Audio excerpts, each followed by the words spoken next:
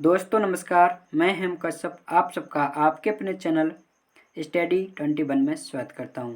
दोस्तों आज हम डिस्कस करेंगे एमपी प्लस कांस्टेबल का 20 अगस्त 2017 सेकंड शिफ्ट के पेपर के टॉप 10 क्वेश्चंस और जो बाकी हैं उनका सॉल्यूशन पाने के लिए आप हमारे टेलीग्राम ग्रुप से ज्वाइन हो जाइए। लिंक आपको डिस्क्रिप्शन में दे दी गई है। ठीक है दोस्तों, तो चलिए दोस्तों देखते हैं पहला प्रश्न।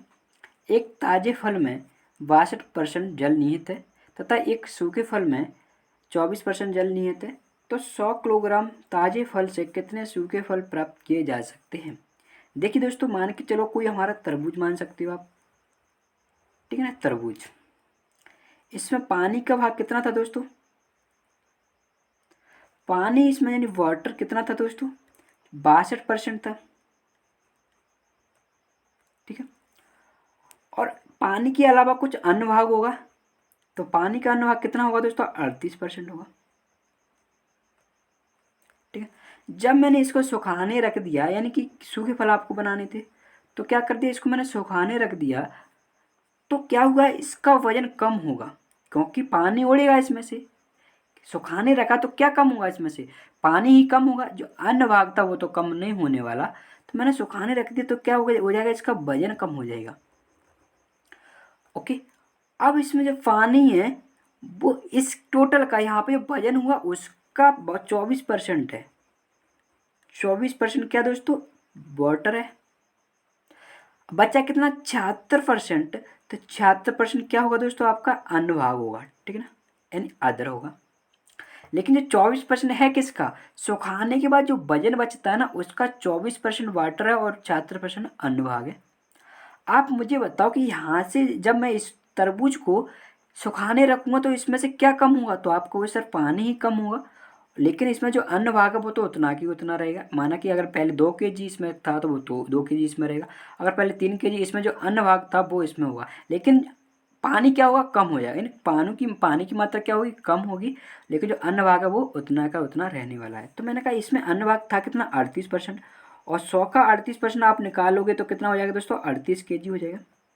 निकाल लीजिए, 100 का 38% निकालना बहुत आसान है, 38 ही होगा। ठीक है ना, जो 38 है वो इसमें मान के चलो के, यानी इसका के किलोग्राम था, यानी मान के चलो के ही था आपका। ठीक है ना, ए मान सकते हो, बी थे, जी सी डी, आपको जो मना आए वो आप मान सकते हो ना। टोटल वेट इसका कितना, टोटल मात्रा किसमें कितनी है, इसमें के जी है। ठीक है ना, तो मैंने कहा 76%, यानी के का 76% कितना है दोस्तों, क्या दोस्तों, 38 kg है।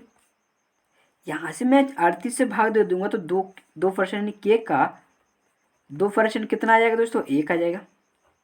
लेकिन के का कितना चाहिए मुझे, टोटल 100%। तो 100% के लिए मैंने इसमें 50 का मल्टीप्लाई किया और इसमें कितने कितने का मल्टीप्लाई किया, 50 का। तो हम कह सकते हैं के का 100% कितना हो जाएगा दोस्तों, आपका 50 kg हो जाएगा। समझ में आया दोस्तों, यानी हमने क्या किया, तरबूज को सुखाने रख दिया तो उसमें से पानी उड़ गया, बचा क्या, अन्न भाग। तो अन्न भाग पहले था उतना ही रहेगा, पानी उड़ गया, लेकिन पानी कितना उड़ा वो नहीं पता, लेकिन जो बचा उसका पता कि यहाँ पर जो टोटल उड़ने के बाद जो वजन बचा था उसका 24% पानी था, 76% अन्न भाग था। तो मैंने कहा यहाँ पर कितना था अन्न भाग, तो आपका वो 38 kg यानी 38% था।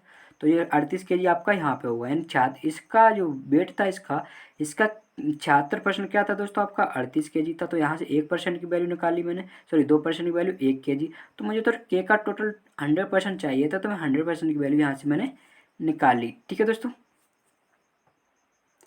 नेक्स्ट क्वेश्चन देखिए दोस्तों। दो पासे एक साथ फेंके गए, दोनों के नंबरों का योग 8 आने की प्रायिकता निम्न के बराबर होगी। देखिए दोस्तों, हम 2 पासे फेंक रहे हैं, यानी 2 पासे मैंने फेंके, तो बताओ इस पर 5 से में जो फलक होते हैं उस पर जो नंबर्स रहते हैं वो 1 2 3 4 5 6 होते हैं। तो मैंने कहा इसमें से 1 2 3 4 5 6 कुछ भी आ सकते हैं, टोटल कितने आ सकते हैं, 6 स्थितियाँ आ सकती हैं। ठीक है ना, दूसरे 5 को फेंका तो इस पर भी 1 2 3 4 5 6, यानी इस पर भी क्या आ सकते हैं, 6 आ सकते हैं। तो टोटल कितनी स्थितियाँ बन सकती हैं, अगर दोनों को मैं साथ लूँ एक साथ, तो हम कह सकते हैं दोनों को हम लिख सकते हैं 36 स्थितियाँ आपकी बन सकती हैं। क्लियर दोस्तों, तो ऐसे हमने निकाल लिया। अगर 3 होते तो 6 का मल्टीप्लाई और कर देते। अब आपको क्या चाहिए कि क्या चाहिए दोस्तों, योग 8 चाहिए। तो मैं कहूँगा पहले पे अगर बात करूँ, पहले पे कितना आ गया, पहले पे कितना आएगा दोस्तों, 6 आ गया। तो बताओ सेकंड में कितना आएगा, यानी दूसरे पे कितना आएगा, क्योंकि 8 योग चाहिए और पहले पे अगर 6 आ गया तो दूसरे पे कितना आएगा, 2 आएगा। क्लियर। ऐसा भी तो हो सकता है कि दूसरे पे 2 आ जाए, सॉरी दूसरे पे 6 आ जाए और पहले पे 2 आ जाए, ऐसा भी हो सकता है, क्योंकि सम क्या चाहिए दोस्तों, 8 चाहिए। ठीक है ना। अब अगर मैंने कहा कि पहले पे अगर 5 आ गया तो दूसरे पे कितना आएगा, 3 आएगा। हम ऐसे भी कह सकते हैं अगर पहले पे 3 आ गया दूसरे पे 5 आएगा, क्योंकि योग 8 चाहिए। ठीक है। हम कह सकते हैं कि अगर पहले पे 4 आ गया तो दूसरे पे 4 आएगा। तो दोस्तों ये तो सेम रहने वाला, चाहे इस पे 4 आ जाए इस पे 4 आ जाए, तो नहीं इस पे 4 आ गया तो इस पे भी 4 आ सकता है, इस पे 4 आ गया तो इस पे भी 4, यानी एक ही स्थिति ऐसी बन सकती है जब दोनों समान अंक आ जाएं। ठीक है। तो हम कह सकते हैं 1 2 3 4 5 कितनी स्थितियां बनी, देखो दोनों योग चाहिए ना, तो 1 2 3 4 5 यानी 5 स्थितियां बनी। और टोटल कितनी थी दोस्तों, 36। तो हम कह सकते हैं प्रायिकता क्या होगी, 5/36 होगी। ठीक है दोस्तों, प्रायिकता क्या होगी दोस्तों आपकी, 5/36 होगी। क्लियर दोस्तों। नेक्स्ट क्वेश्चन देखिए दोस्तों, x² प्लस एक्स माइनस 72 को x माइनस 8 से भाग देने पर भागफल ज्ञात करें। देखिए दोस्तों इस प्रश्न को हम कई तरीके से कर सकते हैं। ठीक है ना। तो मैं जो तरीका बता रहा हूँ वो आप अपनाइए, क्वेश्चन बहुत जल्दी हो जाएगा। ठीक है ना। तो मैंने कहा कि x माइनस 8 और इसको हमें भाग देना है x माइनस 8 से, तो मैं क्या करूँगा, x बराबर 0 रख दूंगा। 0 रखने के बाद हमें ऑप्शन पर चले जाना, क्या बनेगा दोस्तों, -9 बनेगा। ये कितने बनेगा, 9 बनेगा, क्योंकि x 0 है तो x से x कट जाएगा। ये कितना बनेगा, 8 बनेगा। ये कितना बनेगा आपका, -8 बनेगा। ऑप्शन देखना क्या कि 4 में से कोई सेम आ रहा है आपका, वो सब अलग अलग आ रहे हैं, तो x बराबर 0 रखने पर इसमें देखेंगे 0 से 0 जे चला जाएगा, 0 जे जाएगा, -72 बचेगा। अब x माइनस 8 से भाग दे रहे थे, अब हम x माइनस 8 से नहीं, x के हम 0 रख देंगे तो -8 से भाग देंगे, यानी 72 बट्टे यानी -72 माइनस के 8, जब भाग देंगे तो माइनस से माइनस कट जाएगा, 8 से देंगे तो 9, यानी क्या आएगा भागफल आपका 9 आ जाएगा। तो हम ऑप्शन में देंगे कि 9 कहाँ है, जे, और 9 किसके लिए आया, x प्लस 9 के लिए आया, तो आपका हो जाएगा x प्लस 9। नेक्स्ट क्वेश्चन देखिए दोस्तों, एक फल विक्रेता ने 3240 सेबों को $7 प्रति दर्जन की दर से खरीदता है, यानी $7 में वो 12 सेब खरीदता है।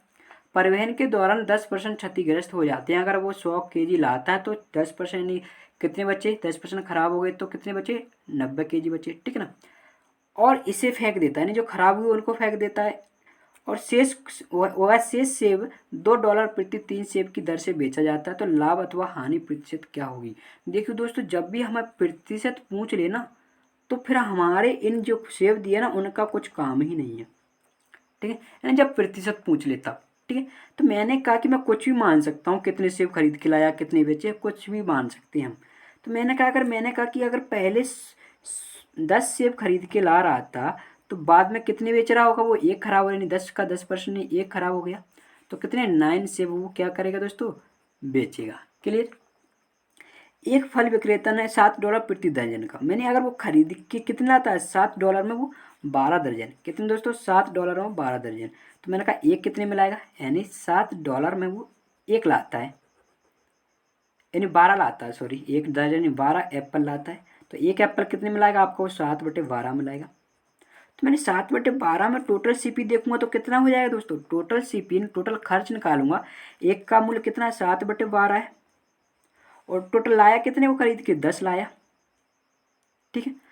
अब मैं टोटल एसपी देखूंगा, मैंने कहा टोटल एसपी वो क्या कर रहा था कि $2 में 3 सेब बेच रहा था, इन $2 में वो कितने दोस्तों, 3 सेब बेच रहा था, तो एक कितने में बेचेगा, वो $2/3 में। ठीक है।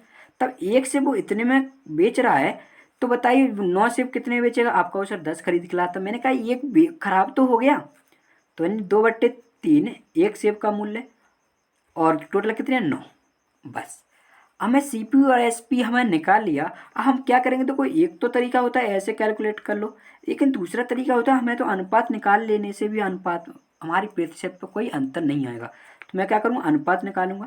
देखो दोस्तों इससे हम इसको काट देंगे, 3 बार जाएगा, इससे काटेंगे 6, इसको काटेंगे 5, 7×5 = 35/6 आएगा, लेकिन 6 ऊपर चला जाएगा यहाँ पे। ठीक है ना, अनुपात आपको निकालना आता हुआ, तो देखो तो जैसे 6 जाएगा तो 6 दूनी 12, 12 36, यानी अगर सीपीयू इसका 35 है तो एसपी कितना है, 36, तो हमें पता है लाभ कितने का हो गया, आपका वो 1 रुपये का लाभ हो गया। किस पे हुआ, 35 पे, तो 35 से क्या कर देंगे, डिवाइड कर देंगे।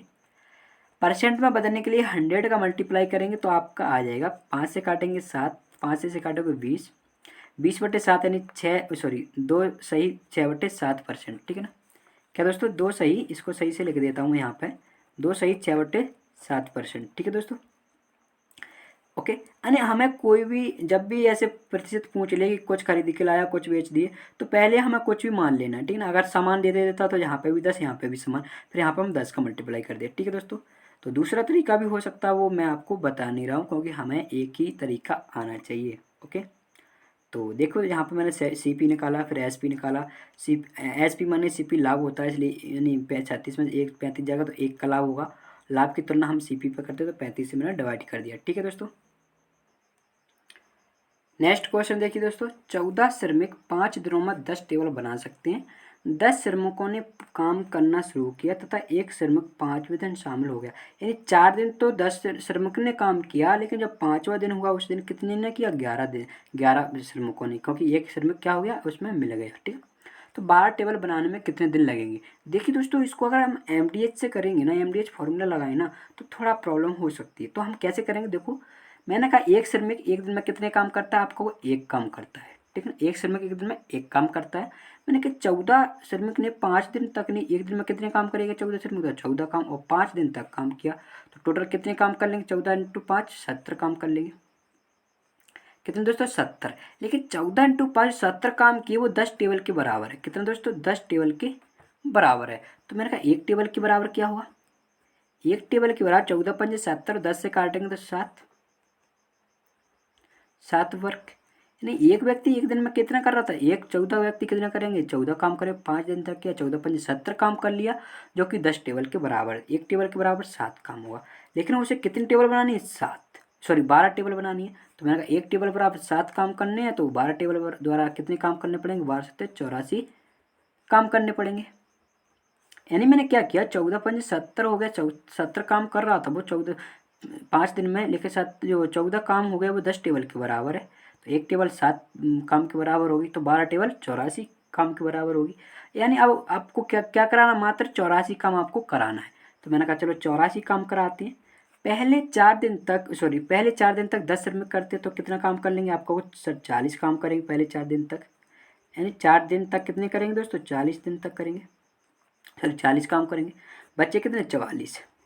अब अगले 4 डे क्या करेंगे दोस्तों, अगले 4 डे 11 व्यक्ति करेंगे, तो 11 × 4 = 44, यानी कितने करेंगे इसमें, जहाँ पे 10 व्यक्ति कर रहे थे यहाँ पर 11 व्यक्ति कर रहे थे, 4 दिन में तो 44 काम कर लेंगे, ठीक है ना।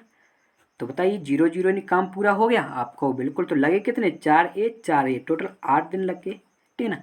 अगर फिर भी शेष काम बचता तो फिर हम 12 व्यक्तियों से काम करवाते आगे, ठीक है ना, क्योंकि और फिर MDH हम इसमें लगाते और यहाँ पर काम बच जाता, तो आप क्या करते, नहीं कर पाते ना MDH से, ठीक है ना, उसमें ज़्यादा प्रॉब्लम होती है। आप ऐसे करिए, बिल्कुल आसान तरीका है।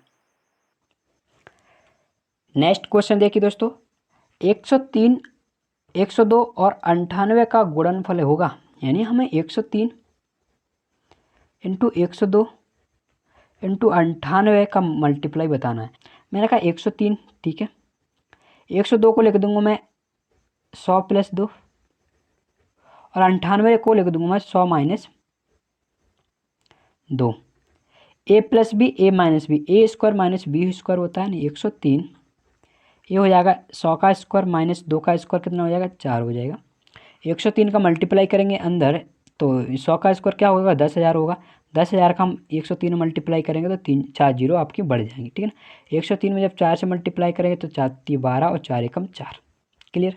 माइनस कर दीजिए, आपका आंसर आ जाएगा। इसको जब माइनस करोगे तो माइनस करना आपको आता होगा, तो 10 29 58 8 आपका आंसर आ जाएगा, क्लियर दोस्तों, ठीक है। एक तरीका और होता, मैं कैसे करेंगे देखिए। मैंने कहा कि इन दोनों का अगर डिजिटल सम आपको आता होगा, यानी बीजांक आपको आता होगा, यानी सबके अंकों को जोड़ कर उसे एक अंक में लाना। तो मैंने कहा 1 3 कितना होगा, 4, 1 कितना होगा, 3, 1 कितना होगा, 8 और 9 कितना होगा दोस्तों आपका, 8 दूनी 17 होगा। 17 को फिर ऐड करेंगे तो कितना हो जाएगा, 8 हो जाएगा, ठीक है ना। फिर इसको 4 × 12, ओके, कितना हो जाएगा ये 3, और 3 8 × 24, यानी फिर ऐड करेंगे कितना हो जाएगा दोस्तों, 6 आपका हो जाएगा, यानी जो आपका डिजिटल सम है वो कितना 6, ठीक है ना। अब देखेंगे डिजिटल सम 6 किसका है। अगर दो में इसमें का सम मान के चलो इसका इसका डिजिटल सम 6 आ रहा है ना, तो फिर हम इसको नहीं लगा सकते यहाँ पर, ठीक है ना।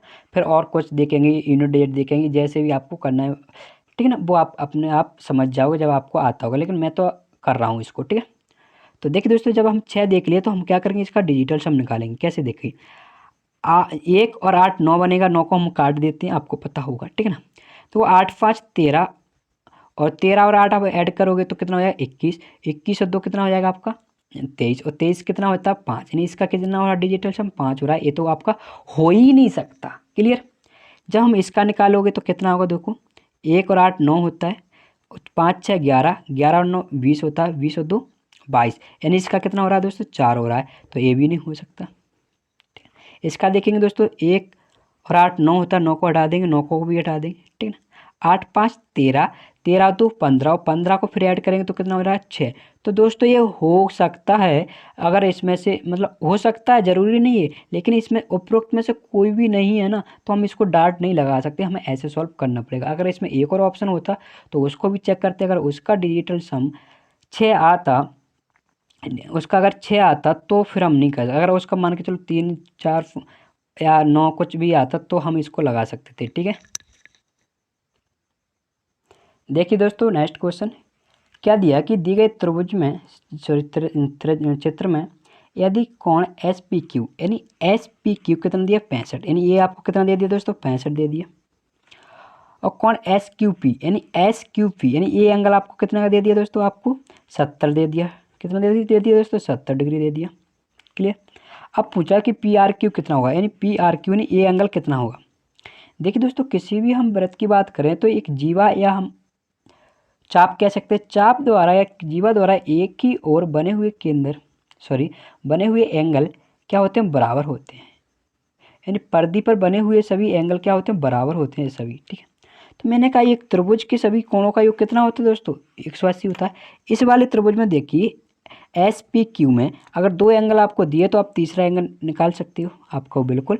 ये 65 है, ये 70 है, अगर ये 60 होता तो ये भी कितना होता है 60 होता, सॉरी अगर सभी कितने होते 60 होते तो ये भी 60 होता, लेकिन ये 5 ज़्यादा है, ये कितना 10 ज़्यादा, तो ये 60 से कितना कम होगा 15 कम होगा, यानी 45 होगा। आप निकाल सकते हो, 180 में से इन दोनों को हटा दीजिए, ठीक है ना। मैंने बताया था एक जीवा या चाप द्वारा बने हुए पर्दी पर, यानी एक ही ओर बने हुए पर्दी पर एंगल समान होते हैं, तो मैंने एक 45 है तो ये भी क्या होगा 45 होगा। क्लियर दोस्तों, तो ये 45 आपका आ जाएगा।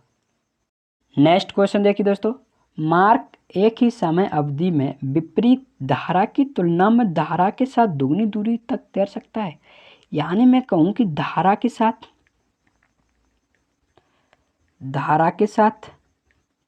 और धारा के विपरीत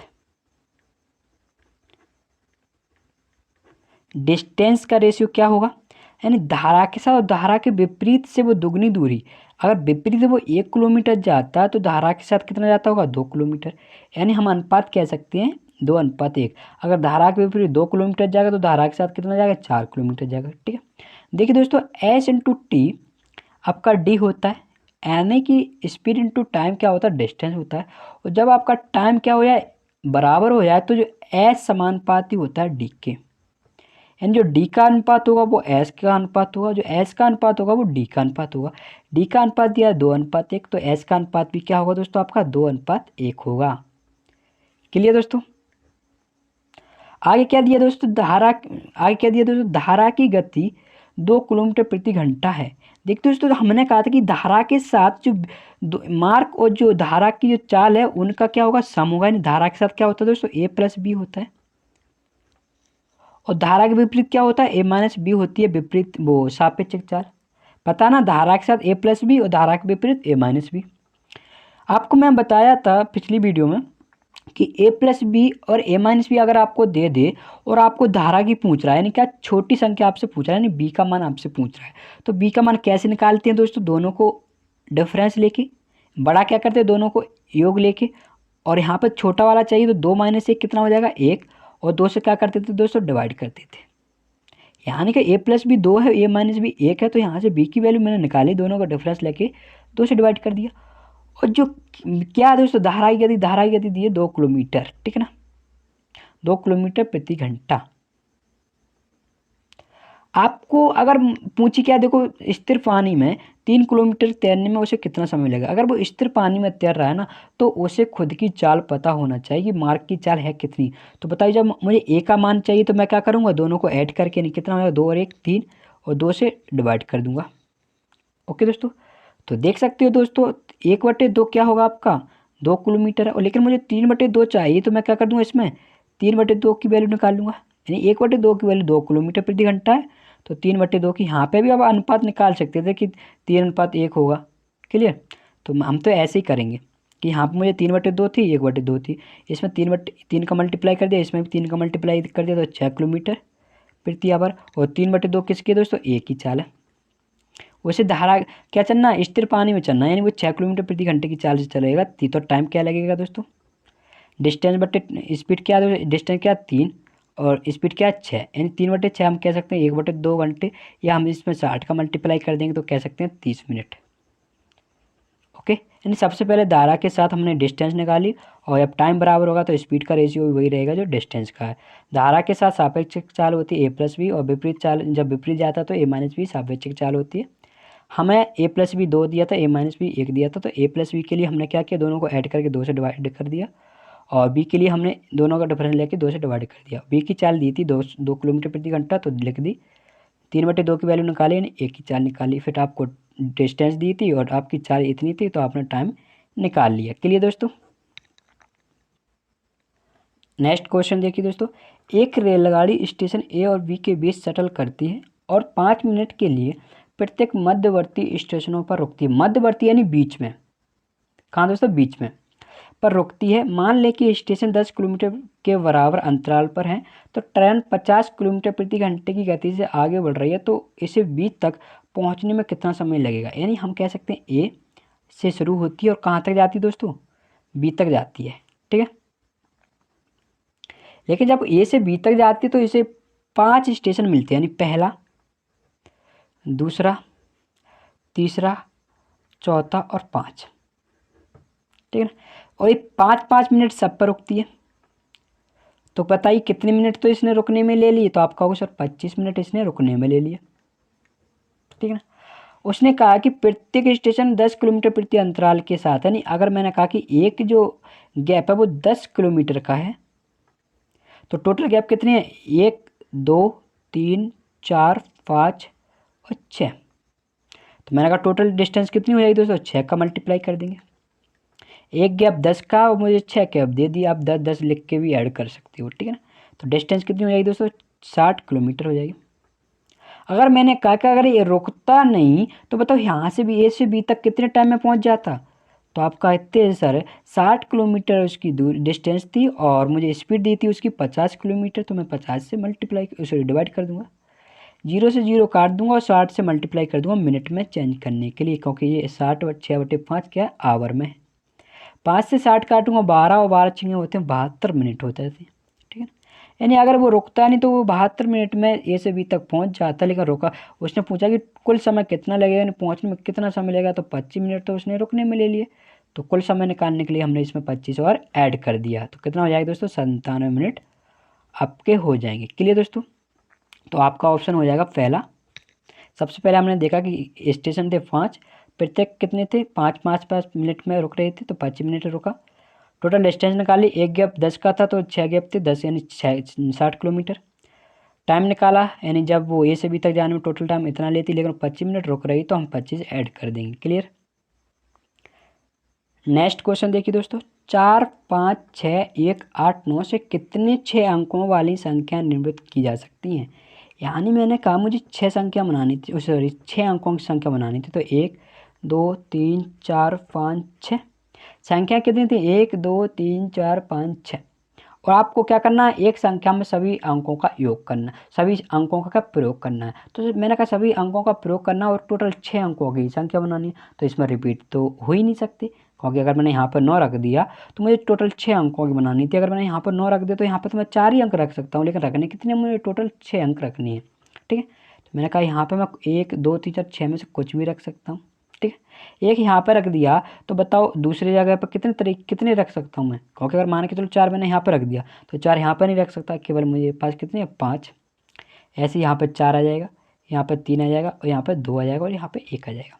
आपको कुल संख्या चाहिए, ओके। एंड इस खाने को मैं एक तरीके से, इसको 2 तरीके से, इसको 3 तरीके से, इसको 4 तरीके से, इसको 5 तरीके से, इसको मैं 6 तरीके से भर सकता था।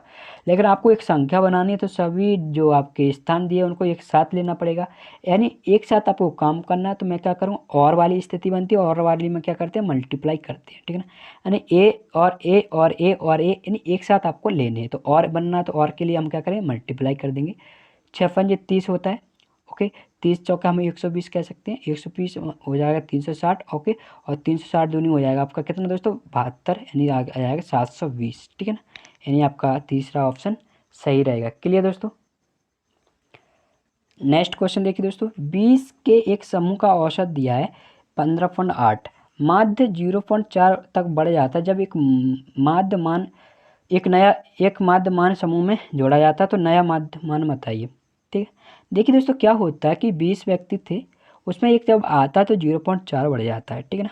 मैंने कहा चलो पहले तो 15.8 था, अगर वो जो नया व्यक्ति ला रहा है वो अगर 15.8 लेके आता तो एवरेज नहीं बढ़ता, लेकिन एवरेज बढ़ा है तो क्या यानी एवरेज से इससे क्या लाया होगा ज़्यादा लाया होगा, यानी इतना लेके आता तो नहीं बढ़ता, लेकिन अगर बढ़ा है तो इससे ज़्यादा लेके आएगा, ज़्यादा लेके आएगा तो क्या होगा प्लस। कितना ज़्यादा लेके आया 0.4 बढ़ा है, ओके। 0.4 बढ़ा, कितने व्यक्तियों में बढ़ा है, क्या आप कहोगे सर 20 पहले तो एक आ गया, यानी टोटल 21 लोगों में बढ़ा है, यानी 21 लोगों के लिए वो 0.4 रुपये एक्स्ट्रा लेके आया है। तो मैंने कहा एक्स्ट्रा लेके अगर इसको मैं बांटना चाहूँ एक व्यक्ति में तो हम एक का डिवाइड कर देंगे, लेकिन एक का डिवाइड करने से कुछ फर्क नहीं पड़ेगा, लेकिन कभी आ जाएगा 2 व्यक्ति आए तो हमें 2 से डिवाइड करना पड़ेगा। क्लियर। तो देखिए दोस्तों जैसे 15.8 प्लस 21 चौका 84 होते हैं, ठीक है ना। जैसे इसको 8 4 12 एक हासिल आएगी, 15 और 9 आपका हो जाएगा 24, यानी 24.2 आपका नया मान आया है। ठीक है दोस्तों, नया मान क्या है दोस्तों 24.2 आपका आंसर हो जाएगा, यानी पहला ही आंसर आपका राइट होगा। दोस्तों वीडियो कैसा लगा कमेंट में ज़रूर बताना।